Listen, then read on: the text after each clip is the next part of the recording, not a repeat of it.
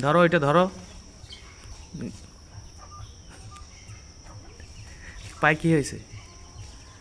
ছাগল আমরা না এটা ছোট ছাগল, আমার একটা আছে বাচ্চা। ছাগলটা ছাগল না আমার ওটা মোটামুটি এটা করে প্রবলেমটি আছে এখন তার ফ্যামিলিতে পানি দিতে আর আমি বর্তমানে এই ঘটনা মূলত আমরা আমার মামারা 25-26 বছর হয়েছে। তারপর ওই ভগ্নিপতি আমি